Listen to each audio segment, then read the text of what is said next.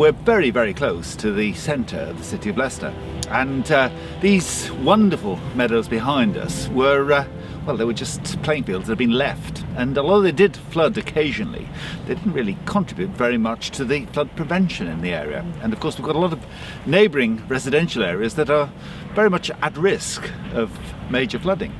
And what we saw here was an incredible opportunity for the city and the Environment Agency to collaborate in something that was far better than anything either of us could have done separately.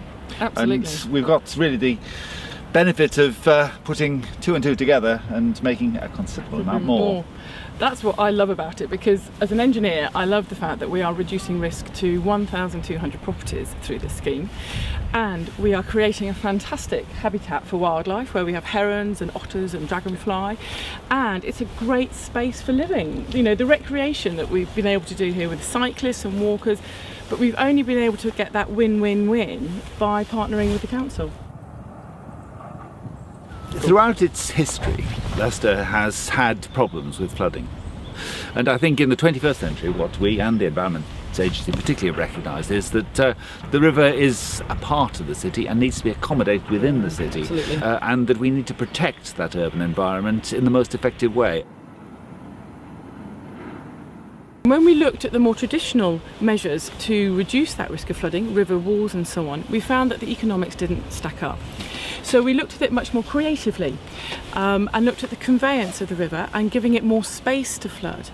And working in partnership with Leicester City Council, who had some land adjacent to the river, we were able to reconnect the river with its floodplain and make space for water so that this whole area will flood at times of high river flow, and the embankments around the back will protect the properties behind. The other benefit of that was that it actually was a much more cost-effective scheme. It reduced the cost from 16 million to just under 8.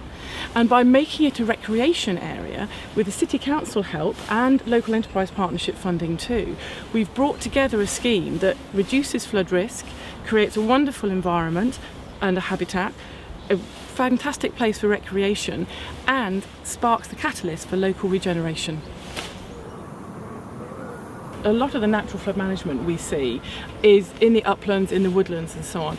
This one is in an intensely urban environment, and it just shows what can be done when the local authority and the Environment Agency look at that urban environment, look at the risks in that urban environment, and look at the enormous potential for creating really special places.